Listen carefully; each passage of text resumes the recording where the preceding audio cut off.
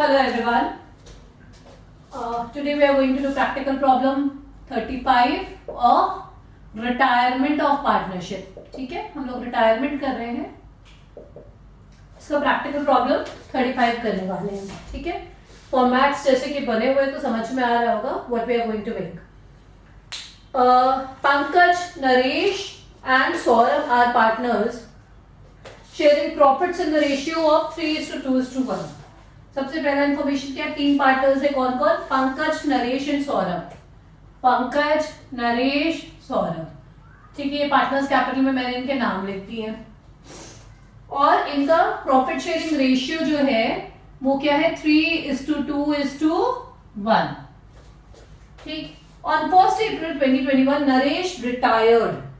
1 April 2021 को Naresh retire हो रहे थे और उसके बाद बैलेंस शीट दी हुई है. ठीक है, यानी ये जो रेशियो है ये नरेश के रिटायर होने के पहले का रेशियो है, तीनों पार्टनर्स का रेशियो. यानी ये कौन सा रेशियो हो गया? Old ratio. ठीक. और उसके बाद कुछ बैलेंस शीट दिया हुआ है, कुछ एडिशनल इंफॉर्मेशन भी है. गुडविल ऑफ द फर्म लिखा हुआ है. गुडविल ऑफ द फर्म कितना है? 42,000. कितना है? 42,000. ठीक, ये दिया हुआ है. और उसके बाद कुछ और चीजें जो हम क्वेश्चन के साथ साथ करेंगे. न्यू रेशियो लिखा हुआ है डी पॉइंट पे कि 5:1 है. न्यू रेशियो क्या है? 5:1. Give the necessary ledger accounts and balance sheet of the firm after Naresh retirement. तो नरेश के रिटायरमेंट के बाद जो भी नेसेसरी अकाउंट्स होते हैं वो आपको बनाना है. नेसेसरी अकाउंट्स क्या होते हैं? एक तो रिवैल्यूएशन अकाउंट होता है और पार्टनर्स कैपिटल अकाउंट होता है और बैलेंस शीट लिखा ही हुआ है. ठीक है, तो हम स्टार्ट किससे करेंगे? रिवैल्यूएशन अकाउंट से. तो रिवैल्यूएशन के लिए हमें क्या चीज देखनी होती है कि भाई कौन सा एसेट बढ़ रहा है, कौन सा घट रहा है, वो हमें रिवैल्यू करके यहां पर मेंशन करना है. ठीक है, तो फर्स्ट जो पॉइंट है, A point additional information का, that says premises have appreciated by 20%. premises यानी बिल्डिंग को बोलते हैं और वो appreciate हुआ यानी उसकी वैल्यू बढ़ गई 20% से. वैल्यू बढ़ गई यानी प्रॉफिट है, फायदे की बात है. तो हम क्रेडिट साइड में लिखेंगे बाय premises. अब वैल्यू बढ़ी कितनी है? 20%. पहले कितनी वैल्यू थी? premises था 80,000 का. ठीक है, 80,000 का 20% कितना होगा? हमें जितना प्रॉफिट हो रहा है उतना लिखना है यहाँ पे. 80,000 का 20% कितना होगा? 1600. तो 1600 से हमें प्रॉफिट हो रहा है तो हम 1600 यहां लिख देंगे. ठीक. Stock depreciated by 10%. स्टॉक की वैल्यू कम हो गई है, डेप्रिशिएट हो गई है 10% से. तो स्टॉक की वैल्यू कम हो गई है तो हम डेबिट साइड में लिखेंगे भाई ये लॉस हो गया हमें. ठीक है, अब कितने से कम हुई है? 10% से. तो स्टॉक की वैल्यू कितनी थी? स्टॉक की वैल्यू है 30,000. सॉरी, स्टॉक की वैल्यू है 9,000. ठीक है, 9,000 और 9,000 का 10% कितना हो गया? 900. यानी हमें लॉस कितने का हुआ है? 900 का हुआ है. ठीक. उसके बाद and provision for doubtful debts was to be made 5% on debtors. और ये बोला जा रहा है कि provision for doubtful debts, debtors का 5% क्रिएट करना है. debtors का कितना क्रिएट करना है? 5%. तो provision for doubtful debts पहले कितना था? देखिए debtors कितना है? debtors है 4,000. यही है? I hope I am right. नहीं, 6,000. सॉरी, 6,000 डेटर्स है. पहले जो प्रोविजन डेटर्स में से माइनस किया हुआ है वो कितना है? 400. वो कितना है?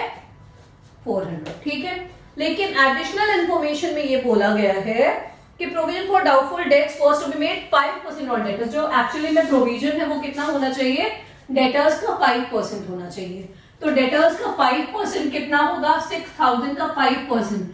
यानी एडिशनल इंफॉर्मेशन के हिसाब से प्रोविजन कितना होना चाहिए? 6,000 का 5% होना चाहिए, यानी 300 होना चाहिए. आई बात समझ में?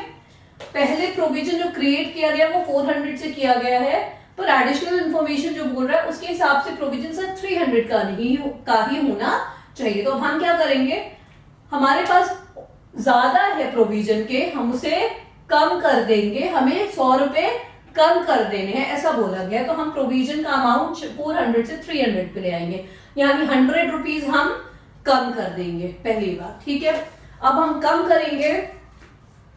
प्रोविजन होता क्या है, प्रोविजन बेसिकली आप इसको अगर प्रॉफिट एंड लॉस के नजरिए से देखेगा तो इसको लॉस मान के चलेंगे, क्योंकि हमें उस चीज के लिए रेडी रहना पड़ रहा है कि हमारा पैसा कभी डूब जाए, तो एक तरह से नुकसान हो गया। तो प्रोविजन अगर हमारा कम हो रहा है तो ये हमारे फायदे की बात है भाई, अगर बढ़ रहा होता तो नुकसान की बात है। अगर हमारा प्रोविजन कम हो रहा है तो हमारे लिए फायदे की बात है। तो इसलिए हम प्रोविजन को क्रेडिट साइड में दिखाएंगे जब कम हो रहा है, जब प्रोविजन कम हो रहा है। तो हमारा प्रोविजन कितने रुपए से कम हो रहा है, पहले 400 था, अब 300 बोला जा रहा है, तो हमारा प्रोविजन 100 रुपीज से कम हो रहा है, यानी 100 रुपीज का हमें गेन हो रहा है। तो हम बाय प्रोविजन, ठीक है, हम क्या करेंगे 100 रुपीज से हम गेन मान के इसको क्रेडिट साइड में दिखाएंगे।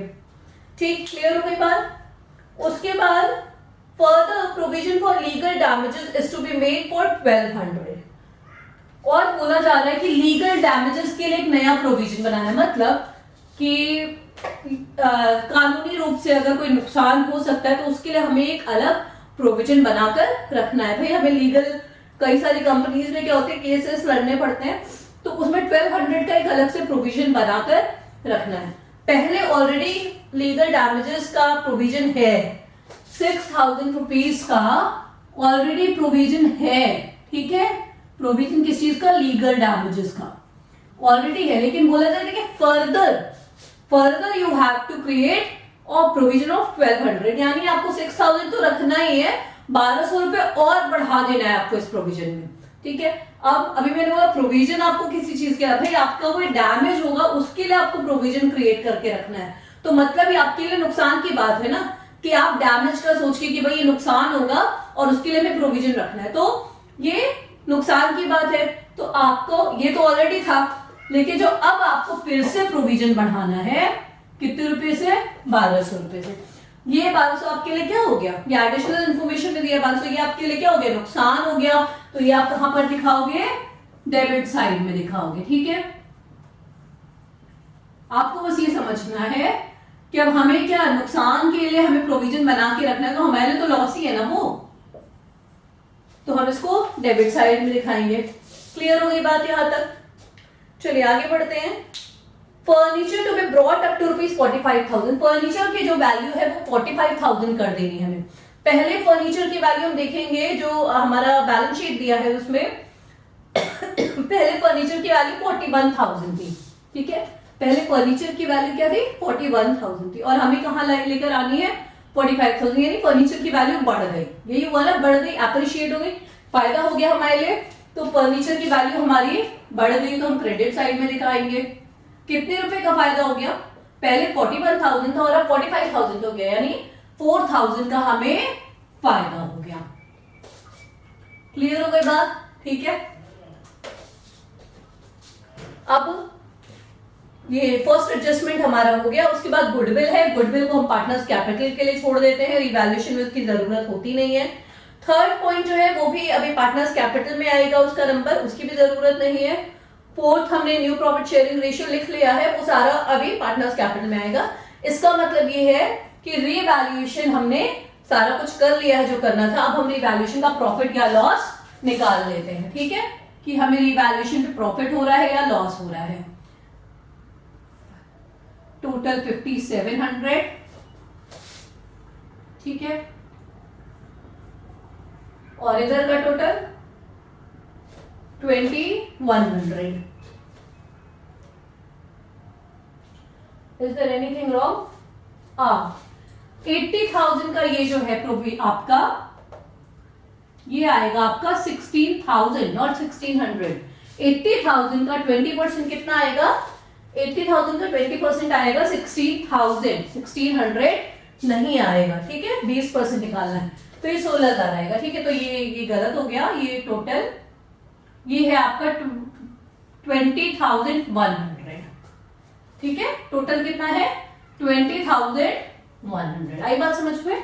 और अब डेबिट साइड पर माइनस करेंगे हम 2100, तो आपका प्रॉफिट आ रहा है 18,000। प्रॉफिट ऑन रिवैल्यूएशन कितना हो गया 18,000। ठीक है, अब इस प्रॉफिट को हम बांट देंगे पार्टनर्स में। कौन कौन पार्टनर्स हैं, ये पीएनएस, मैंने शॉर्टकट में लिख रखा है। पीएनएस में आप बांटेंगे किस रेशियो में, जो उनका ओल्ड प्रॉफिट शेयरिंग रेशियो है उसमें आप रिवैल्यूएशन के प्रॉफिट को बांट देंगे। ठीक है, क्यों बांटते हैं हम, क्योंकि अब जो एक पार्टनर है वो रिटायर होकर जा रहा है, उसके पहले ही हमने सारे एसेट्स सारी लाइबिलिटीज को रीवैल्यू कर दिया, और अब जो भी प्रॉफिट आएगा वो जो पार्टनर जा रहा है उसे भी दे दिया जाएगा, उसके साथ कुछ गलत नहीं किया जाएगा। ठीक है, तो ये पीएनएस में हम बांट देंगे। कौन सा रेशियो है 3:1। 18,000 का प्रॉफिट आया है वो आपका इसमें बढ़ जाएगा। तो देखते जाइए 18,000 इंटू पंकज को कितना मिलेगा 3/6। ठीक, 6 3 था, तो पंकज के हिस्से में आया 9,000। फिर नरेश, एन से जो भी नाम है, नरेश नाम है, यस, तो नरेश के हिस्से में आया, ये 2 है नरेश का शेयर, 2/6 तो 6,000। और सौरभ के शेयर में आया 3,000। ठीक है, टोटल है 18,000। ये हो गया आपका प्रॉफिट एंड ऑन रिवैल्यूएशन। तो रिवैल्यूएशन अकाउंट बन गया हमारा। ठीक है, काम खत्म हो गया।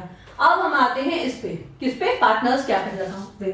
कुछ चीजें हैं इसमें जो समझने वाली हैं, हम सबको समझेंगे। सबसे पहले पार्टनर्स कैपिटल हम क्या ले लें, बैलेंस ले लें, यानी सबका कैपिटल कितना कितना था साल के शुरुआत में। कैपिटल का बैलेंस क्या होता है, क्रेडिट बैलेंस होता है, तो क्रेडिट साइड में आ जाएगा। बाय बैलेंस कैरिड आउट कितना है, पंकज का 46,000 है, आपके बैलेंस शीट में दिया हुआ है ये, पंकज का 46,000 है। 30,000 नरेश का है और 20,000 सौरभ का है। ये हमने बैलेंस ले लिया सीधे सीधे। अब हम ये जो रिवैल्यूएशन है ये भी ले आते हैं बाय रिवैल्यूएशन अकाउंट, ये भी हम यहां पर डाल लें। 9,000, 6,000 एंड 3,000। ठीक, यहां तक तो कोई दिक्कत नहीं है। हमने ये प्रॉफिट को भी यहां पर हम लाके हमने दिखा दिया तीनों के कैपिटल अकाउंट में। इसके बाद सबसे पहले बैलेंस शीट में जनरल रिजर्व दिया है। हमने डिस्कस किया हुआ है कि कोई भी पहले का रिजर्व होता है या कोई भी ऐसा कोई हमने अगर रिजर्व बना रखा है तो रिटायरमेंट अगर हो रहा है तो उस टाइम पे वो रिजर्व को बांट दिया जाता है तीनों के हिस्से में। तो इसलिए जनरल रिजर्व भी यहां पर क्या हो जाएगा, बट जाएगा, डिवाइड हो जाएगा तीनों पार्टनर्स में। ठीक, कितने रुपए है जनरल रिजर्व 12,000। जनरल रिजर्व है 12,000। ठीक, 12,000 किस रेशियो में बटेगा, जब भी तीनों पार्टनर में बटना है तो ओल्ड रेशियो यूज होगा 3:1। तो 3 टोटल 6 2 12 2 3 इनके पास आया 6,000। ठीक है, उसके बाद दूसरे के पास आया 4,000 और तीसरे के पास आया 2,000। अभी तक सबको प्रॉफिट शेयरिंग रेशियो में डिस्ट्रीब्यूट करना तो आ ही गया होगा। ठीक है, क्लियर है यहां तक बात। अब हम आते हैं कुछ ऐसी चीजों पे जो आपको समझनी है। ये मैं सारा वर्किंग नोट अब मिटा रही हूं। चलिए, तो अब सबसे पहले हम आएंगे गुडविल वाली बात पे। गुडविल समझ लेते हैं भाई कैसे होता है। फर्म का गुडविल कितना बताया गया है 42,000। फर्म का गुडविल है 42,000। ठीक, क्या तरीका है गुडविल का, जो पार्टनर रिटायर हो रहा है वो पार्टनर अपने हिस्से का गुडविल लेकर जाएगा। उसे देगा कौन, जो बाकी दो पार्टनर्स कंटिन्यू कर रहे हैं, और वो उसमें भी वो जिसको एक्चुअल में प्रॉफिट शेयरिंग रेशियो में गेन हो रहा है। अगर दो पार्टनर्स जो कंटिन्यू कर रहे हैं उनमें से कोई किसी एक को गेन नहीं हो रहा है तो वो बिल्कुल भी नहीं देगा गुडविल, या कोई एक पार्टनर जो सैक्रिफाइस कर रहा है वो नहीं देगा गुडविल, वो उल्टा लेगा। सिंपल है कि गुडविल वो देगा जो गेन कर रहा है, किस चीज में, प्रॉफिट शेयरिंग रेशियो में। तो हम पहले गेन समझ लेते हैं। प्रॉफिट शेयरिंग रेशियो का गेन, गेन ऑफ कौन कौन कंटिन्यूइंग है, गेन तो वही करेगा ना जो कंटिन्यूइंग है।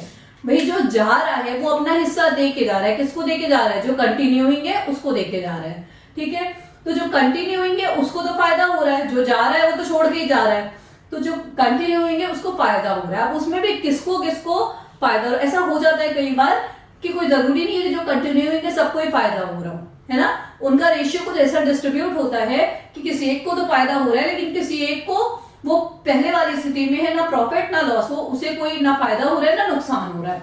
तो यहाँ पर हम गेन किसका देखें, पहले पंकज का देख लेते हैं। कैसे देखते हैं गेन, न्यू रेशियो क्या है पंकज का 5/6, ओल्ड रेशियो क्या है 3/6, यही है। तो ये आ गया 2/6, यानी पंकज को हो रहा है गेन 2/6, ठीक। और रिटायर कौन हो रहा है इनमें से, रिटायर हो रहे हैं नरेश, तो नरेश तो भाई कोई गेन कर ही नहीं रहे क्योंकि वो रिटायर हो रहे हैं। सौरभ का देख लेते हैं कि gain of Saurabh, gain of Saurabh, ठीक 1/6, सौरभ का शेयर क्या है न्यू में 1 है ना, 1/6 माइनस ओल्ड में क्या है सौरभ का शेयर, ये लास्ट वाला, पंकज नरेश सौरभ तो लास्ट वाला 1/1 टोटल 6। अब सौरभ को ना प्रॉफिट हो रहा है ना लॉस हो रहा है, जितना पहले था उतना ही उनका प्रॉफिट शेयरिंग रेशियो है। तो सौरभ क्या है किस स्थिति में, नो प्रॉफिट नो लॉस, तो सौरभ बिल्कुल भी कोई गुडविल का पैसा किसी को नहीं देंगे ना लेंगे, है ना। अगर सौरभ सैक्रिफाइस कर रहे होते तो ये अपना गुडविल लेते, लेकिन अगर ये नो प्रॉफिट नो लॉस में है तो ना ये देंगे ना लेंगे, ठीक। अब बात क्या हुई, गेन कौन कर रहा है पंकज, ठीक, और सैक्रिफाइस कौन कर रहा है, जो जा रहा है यानी Naresh.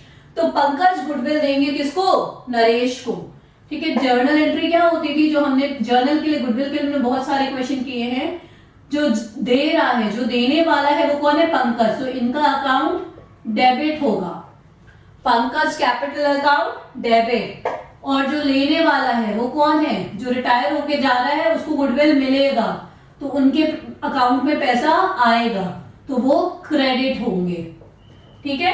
Pankaj capital account debit to Naresh capital account, ये किस चीज की एंट्री है, गुडविल की एंट्री है। पंकज गुडविल का पैसा देंगे नरेश को क्योंकि पंकज को गेन हो रहा है और नरेश जा रहे हैं वो अपना प्रॉफिट सैक्रिफाइस करके जा रहे हैं, ठीक। अब गुडविल कितना है, नरेश के हिस्से में कितनी गुडविल आनी चाहिए भाई, गुडविल फर्म की टोटल गुडविल 42,000 है, नरेश का शेयर कितना होगा, नरेश शेयर कितना होगा 42,000 इंटू नरेश का शेयर क्या था 2, बीच वाला था 2/6, यही था 6 7 42,000, तो 14,000 नरेश का शेयर है।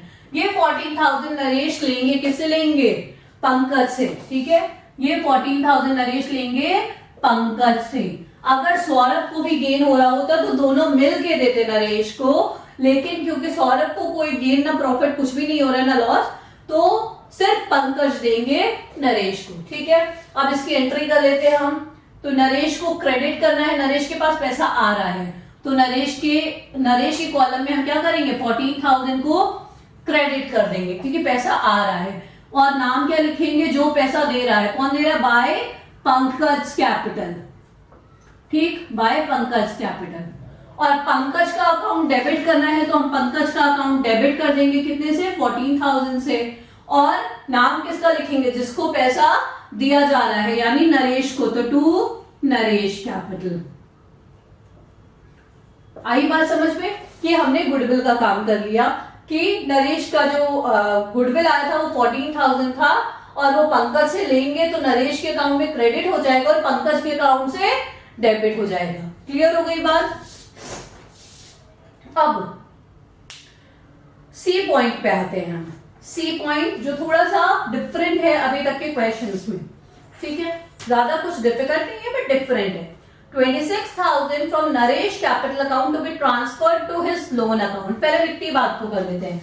बोला जा रहा है कि नरेश का जो कुछ भी बैलेंस आएगा, क्या होता है, क्या रूल है कि भाई जो पार्टनर का कुछ बैलेंस बचता है, जो कंटिन्यूइंग पार्टनर है उनका तो वो बैलेंस बना के आगे कैपिटल मान लिया जाता है कि इनका कैपिटल है, लेकिन जो रिटायर हो रहा है उसका अगर कोई बैलेंस बचता है तो उसे हम लोन अकाउंट में डाल देते हैं, ये मान के कि इस बंदे का हमारे ऊपर लोन है, हमें ये लोन चुकता करना है ना।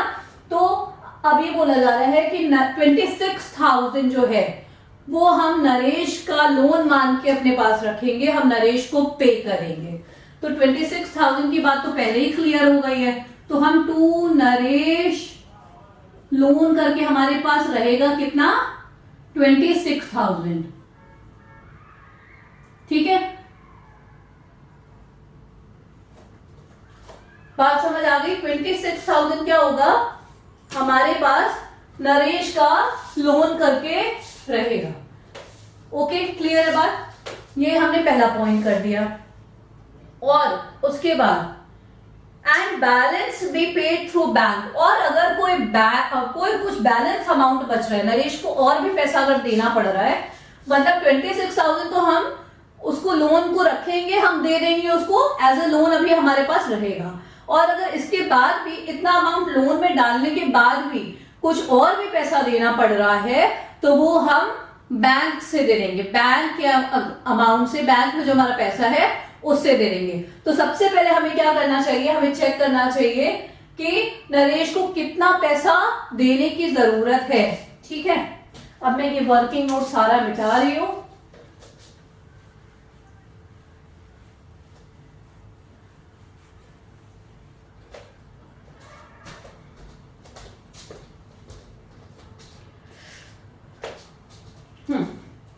अब मैं ये वर्किंग नोट सारा मिटा रही हूं और हमें ये देखना है कि नरेश को और कितना पैसा देना है। तो पहले नरेश का ये क्रेडिट साइड का हम टोटल कर लें जरा, 30, 40, 54।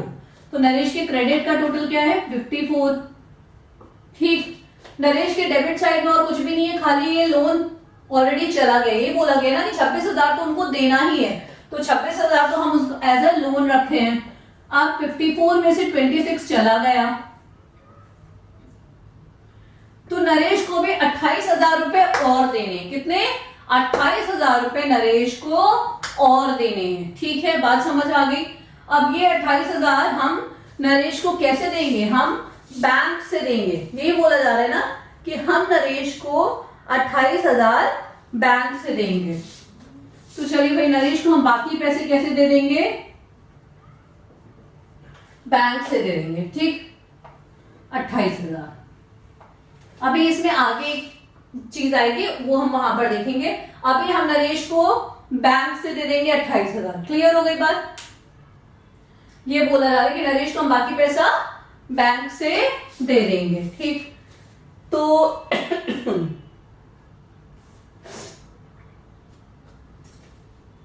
ओके, अब इस 28,000 में ये हमें देखना पड़ेगा आगे कि बैंक में आपके कितना पैसा है और कितना नहीं है, है ना। हमें ये देखना पड़ेगा कि कितना पैसा है और कितना नहीं है।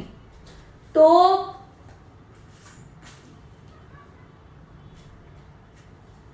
इसके लिए हम एक रफ बैंक अकाउंट बना लेते हैं, वर्किंग नोट जैसा एक रफ बैंक अकाउंट बना लेते हैं। देखिए, ठीक, अब बैंक अकाउंट बना लिया हमने। हमें नरेश को कितना देना है, कितना निकल के आया, हमें नरेश को कितना देना है, बाय नरेश कैपिटल कितनी लायबिलिटी है हमारे ऊपर, अभी कितना देना है हमें, 28,000 देना है। यही तो बात हो रही है ना, हमें नरेश को कितना देना है, 28,000 देना है ना। और वहां बैलेंस शीट देखिए, और बैलेंस शीट में एक बैंक लिखा हुआ है, जिस बैंक में पैसे कितने हैं, जिस बैंक का बैलेंस कितना है। बैंक का बैलेंस क्या होता है, डेबिट होता है ना। उस बैंक में पैसे आपके हैं कितने, टू बैलेंस ब्रॉट डाउन, ये है 7600। कितने हैं, 7600। आई बात समझ में कि हमें नरेश को देना 28,000 है और बैंक में पैसे हैं खाली 7600। तो बाकी लिखा बोला गया है आपके एडजस्टमेंट में कि and balance be paid through bank if required, necessary loan में बी ऑब्टेन फ्रॉम बैंक। और अगर ऐसा है कि हमारे बैंक में पूरे पैसे नहीं है तो हम बैंक से लोन ले लेंगे, लेकिन हम नरेश को देंगे पैसे बैंक से ही तुरंत पेमेंट कर देंगे। ओके, बात समझ आ गई। हम नरेश को कैसे देंगे, बैंक से ही देंगे और बैंक से पेमेंट कर देंगे। तो 28,000 नरेश को देना है, इतने तो आप दे दोगे जो आपके पास हैं, और बाकी पैसा बैंक से आपको लोन लेना पड़ेगा। बाकी पैसा क्या करना पड़ेगा, लोन लेना पड़ेगा, जो आपका बैलेंसिंग फिगर आएगा। ठीक है, ये आ रहा है आपका 20,400। बात समझ आ गई पूरी। तो ये आपको 20,400 आपको बैंक से लोन लेना पड़ेगा। ठीक है, आपको नरेश को 28,000 पे करने हैं, आपके बैंक में खाली इतने ही पैसे हैं, 7,600 है, तो आपको बाकी पैसा लोन लेना पड़ेगा। क्लियर हो गई ये बात। अब हमने नरेश को 28,000 बैंक से दे दिया, भाई हमने लोन लेके दिया चाहे जैसे भी दिया, हमने दे दिया, बात खत्म। ये हो गया नरेश का काम। अब हम आते हैं किस पे, बाकी पार्टनर्स का कैपिटल निकाल लेते हैं हम कि बाकियों का क्या है। तो हम पहले पंकज का निकाल लें। इनका टोटल कितना आ रहा था, 54,000।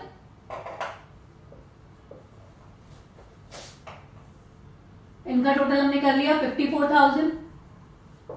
अब हम पंकज का देख ले कितना आ रहा है, 46 और 15,000, 46 एंड 56, 61,000। 61,000 ये इनका टोटल आ रहा है, और इसमें डेबिट साइड में कितना है, 14,000 है। तो 61 माइनस 14 कितना है, 40। तो इनका बैलेंस जो बनेगा, टू बैलेंस ब्रॉड डाउन।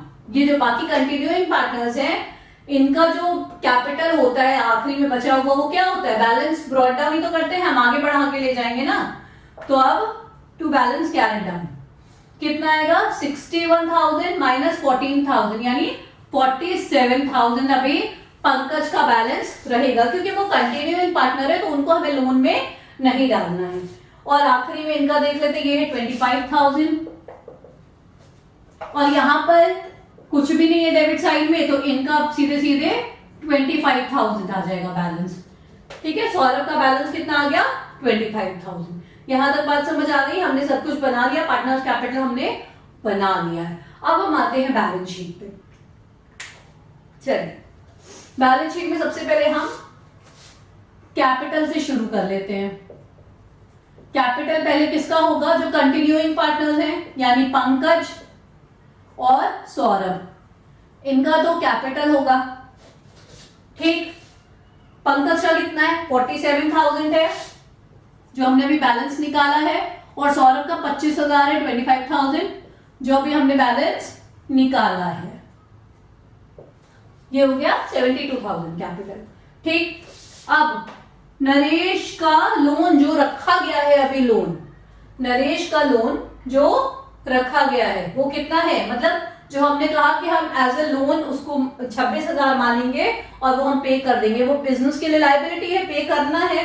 तो नरेश का लोन कितना हो गया, 26,000। ये नरेश का लोन है हमारे ऊपर, हमें उन्हें पे करना है 26,000। ठीक, अब आते हैं बैंक की बारी। बैंक का हमने यहाँ रफ अकाउंट इसीलिए बनाया है कि अब हमें देखना है कि बैंक से भी हमारे पास लोन है ना। हमें नरेश को जब पैसे देने थे तो 28,000 देने थे और हमारे पास पूरे पैसे नहीं थे, तो बाकी पैसे हमने बैंक से लोन ले लिए। तो ये लोन भी तो हमारे लिए लायबिलिटी है, तो ये बैंक लोन, ये भी हमारे लिए लायबिलिटी, और ये कितनी है, 20,400। यही है, ठीक है, यही है ना। चलिए, ये हमने लायबिलिटीज डाल दी। अब हम क्वेश्चन का पार्ट देखते हैं, क्वेश्चन में क्या क्या है लायबिलिटी में। सबसे पहले दिया सन्ड्री क्रेडिटर्स। सन्ड्री क्रेडिटर्स ये कितना है, 15,000, 15,000। उसके बाद है बिल्स पेबल। बिल्स पेबल है 12,000। ठीक, उसके बाद है आउटस्टैंडिंग सैलरी। आउटस्टैंडिंग सैलरी जगह कम पड़ सकती है क्या, चलिए लेट्स सी।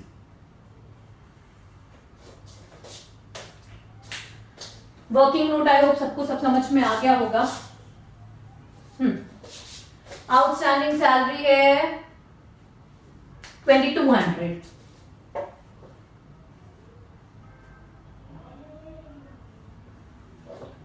ठीक, और इसके बाद प्रोविजन फॉर लीगल डैमेजेस।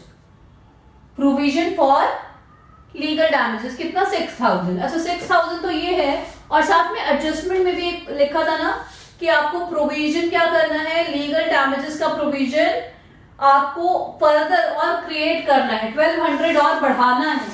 तो आपकी पूरी लायबिलिटी जो प्रोविजन हमेशा लायबिलिटी होती है, अगर बढ़ रही है तो, अगर घट रही है तो एसेट में चला जाएगा। तो प्रोविजन फॉर लीगल कितना है, 6000 तो पहले से है और 1200 और बढ़ा देना है, यानी 7200 अब आपका प्रोविजन है। कितना है, 7200 अब आपका प्रोविजन है। क्लियर, ये हमने सारे काम कर लिए। अब हम एसेट साइड पे आते हैं। एसेट साइड में सबसे पहला पॉइंट है बैंक।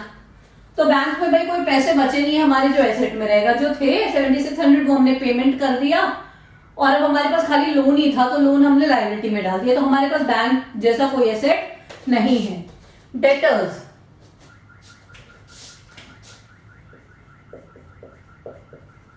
डेटर्स कितने हैं, 6000। इसमें प्रोविजन फॉर डाउटफुल डेट्स करना था ना हमें, तो पहले कितना प्रोविजन था, 400, लेकिन बाद में एडजस्टमेंट में क्या बोला गया कि आपको प्रोविजन 5% ही रखना है। तो 6000 का 5% कितना आएगा, 300, यानी आपका प्रोविजन कितना रहना चाहिए, 300 रहना चाहिए। तो 300 को ही खाली सबट्रैक्ट करेंगे डेटर्स में से। ठीक, स्टॉक, स्टॉक का प्राइस बढ़ा है या घटा है, यहां से पता चल जाएगा स्टॉक का प्राइस कम हुआ है ना, 900 रुपीज कम हुआ है। पहले स्टॉक कितना था, 9000, तो 9000 पहले था, उसमें से 900 कम हो गया, तो 8100 स्टॉक का प्राइस हो गया। ठीक, फर्नीचर, फर्नीचर का प्राइस बढ़ गया है। फर्नीचर का प्राइस पहले 41,000 था और फिर 4,000 बढ़ गया है, तो फर्नीचर का प्राइस क्या हो गया, 45,000। प्रेमाइसेस, प्रेमाइसेस का प्राइस भी बढ़ गया है, पहले 80,000 था और अब 16,000 और बढ़ गया है, तो अब क्या हो गया प्रेमाइसेस, 96,000। ठीक है, सब कुछ डाला हमने, कुछ छोड़ा तो नहीं है, आई होप नथिंग लेफ्ट। ठीक है, अब हम जरा टोटल करके ट्राई कर ले कि एसेट्स और लायबिलिटी बराबर आ रही है या नहीं आ रही है। बस हमारा यही काम बचा है कि हमें जरा चेक करना है कि एसेट और लायबिलिटी ठीक आ रही है कि नहीं, है ना।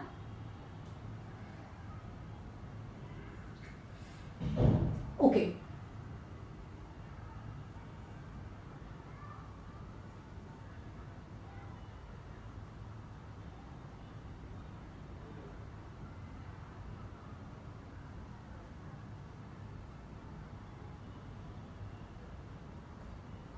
वन 154,800 लायबिलिटी साइड का टोटल है। लायबिलिटी साइड का जो टोटल है वो है 154,800। एसेट साइड का भी चेक कर लेते हैं कि सही आ रहा है कि नहीं आ रहा है। एसेट साइड का भी चेक कर ले जल्दी से।